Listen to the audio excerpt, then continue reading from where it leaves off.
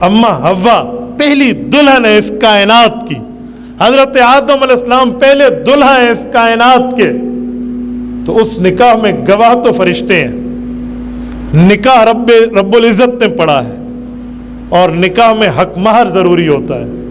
تو حضرت آدم علیہ السلام کا حق مہر کیا ہے؟ یہ بڑی بڑی کتابوں میں اس کو ہم نے تلاش کیا، دیکھا، سرچ کیا، جستجو کی، ڈھونڈا کہ یار کوئی اس وقت کوئی پیسے تو نہیں تھے، کوئی سکے تو نہیں چلتے تھے، کوئی کرنسی نوٹ تو نہیں تھا، اس وقت سونے چاندی کا بھی اس طرح کنسپٹ نہیں تھا جیسے آج کل ہے۔ تو حضرت آدم نے کون سا حق مہر حضرت اما حوا کو عطا کیا تھا؟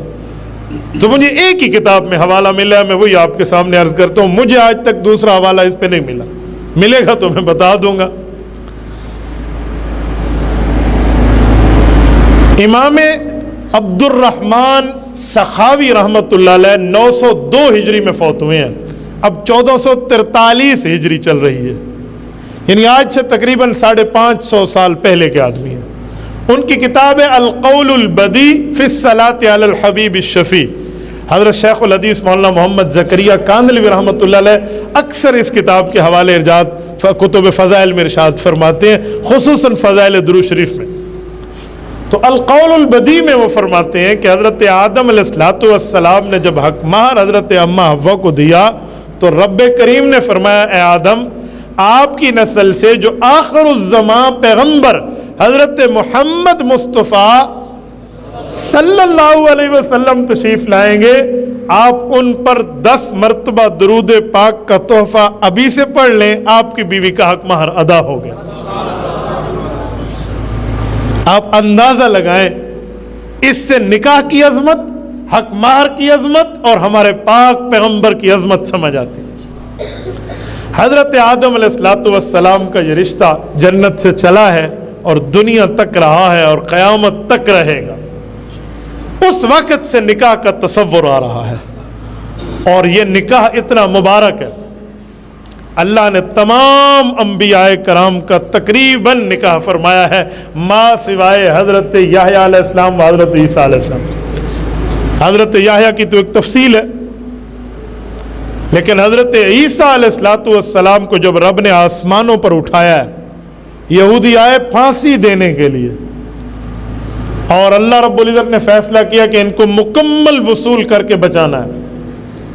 وَإِذْ قَالَ اللَّهُ يَا عِيسَى، قرآن کریم کہتا ہے جب یہودی پھانسی دینے کے لیے حضرت عیسیٰ کے گھر کا گھراؤ کیے ہوئے تھے، حضرت عیسیٰ علیہ السلام کی جان کو لینا چاہتے تھے، تو اللہ نے حضرت عیسیٰ سے فرمایا، یا عیسیٰ انی متوفیکا، میں تمہیں مکمل کا مکمل وصول کر لوں گا۔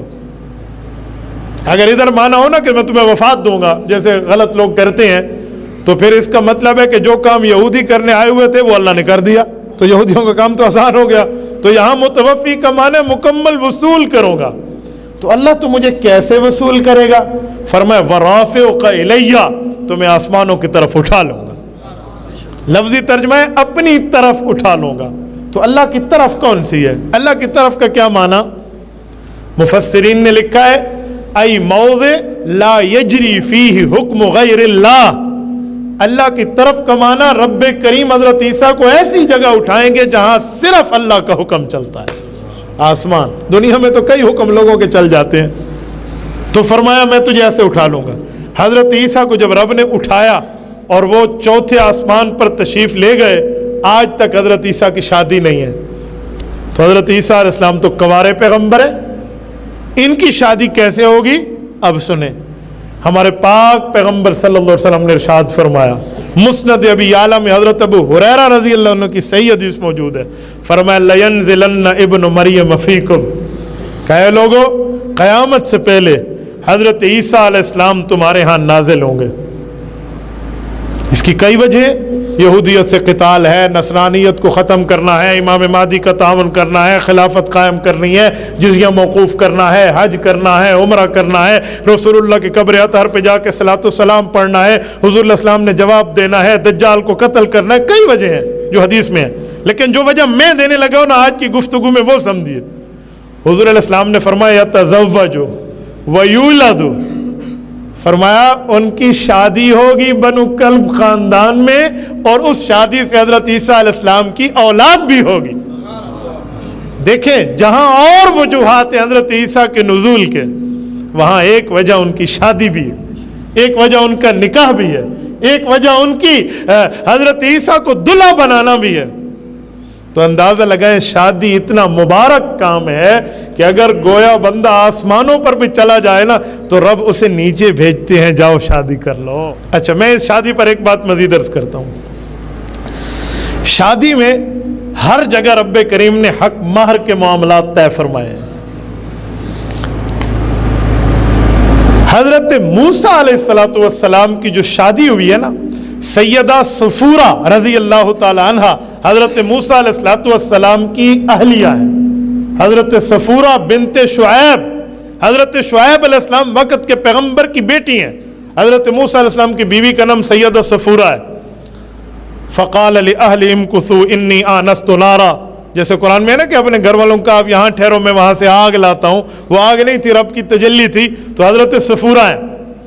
حضرت موسیٰ علیہ السلام کے بارے میں نے پڑھا ہے، ایک کرسچن سے ہماری ایک مرتبہ گفتگو ہوئی، تو اس دنوں میں نے تورات انجیل اس زمانے کے جو نسخے ان کے پاس ہیں، اب تو تبدیل شدہ ہیں، لیکن وہ گفتگو میں پڑھ کے سمجھانے ہوتے ہیں تو علم ملاحظہ میں مجبوری میں پڑھنے پڑتے ہیں۔ میں نے وہاں سے حالات تلاش کیے تھے، وہاں سے ایک دو عنوانات ملے کہ حضرت موسیٰ علیہ السلام کی والدہ کا نام غالباً حضرت یوحانز ہے، اور ان کی نانی جان کا نام حضرت یوکابد ہے، اور ایک وہ خاتون جس کے بارے میں پوچھا جاتا ہے جس کا والد نبی، بیٹا نبی، خامد نبی، بھائی نبی، وہ سیدہ لیہ ہیں۔ حضرت لیہ کی بیٹی ہیں حضرت یعقوب علیہ السلام نبی کی، بہن ہے حضرت یوسف علیہ السلام نبی کی، بیوی ہیں حضرت ایوب علیہ السلام نبی کی، اور والدہ ہیں سیدنا ذوالکفل علیہ السلام نبی کی۔ یہ اس زمانے میں ہم نے پڑھا تھا، ایک کرسچن سے وہ باتیں ہوئی تو اللہ نے کرم کیا، میں نے ان سے تورات بھی لی اسی بحث میں، اور انجیل بھی لی اور زبور بھی لی۔ آپ کبھی دارت النعمان ڈی اے خان میرے یہاں آئیے نا تو میں آپ کو اپنی لائبریری میں قرآن کریم بھی دکھاؤں گا، تورات بھی دکھاؤں گا، انجیل بھی دکھاؤں گا، زبور بھی دکھاؤں گا۔ اگرچہ یہ تبدیل شدہ ان لوگوں نے کر دی ہیں، لیکن جو اصلی اتری تھی اس پر ہمارا ہم سب کا ایمان ہے۔ تو حضرت موسیٰ علیہ السلام کی شادی جو بھی ہے نا حضرت صفورہ سے، حضرت شعیب علیہ السلام کی بیٹی سے، اس کا ذکر قرآن کریم کرتا ہے، اور قرآن کریم اس کا ذکر بڑی تفصیل سے کرتا ہے۔ مثلا حضرت موسیٰ علیہ السلام جب مدین گئے، وہاں ایک کنویں پہ لوگوں کے رش کو دیکھا کہ مجمع وہاں ٹھہرا ہے، لوگ بڑے وہاں پر ایک دوسرے سے آگے بڑھنے کی کوششیں کر رہے ہیں۔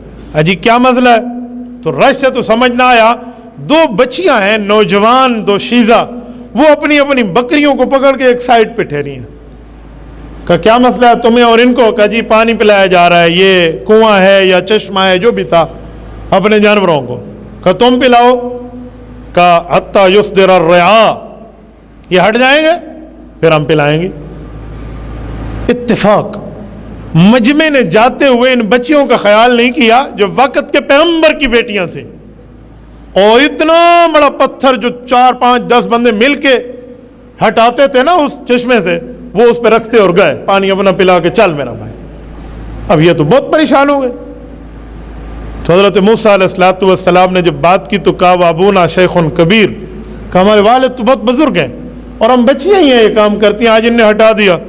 تو حضرت موسیٰ علیہ السلام کو رب نے طاقت دی تھی، وقت کے پیغمبر کی طاقت، اور حضرت موسیٰ علیہ السلام کا تو نام ہی کافی ہے۔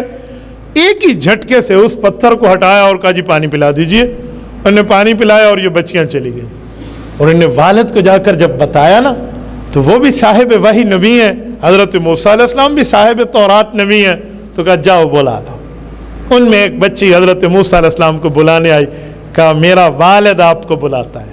پہلے حضرت موسیٰ علیہ السلام نے دل میں سوچا کہ کہاں جاؤں، اللہ پہ توکل ہے، اللہ پاک میرا اس معاملے میں ٹھیک کریں گا، میں کسی کی مدد کیوں لوں۔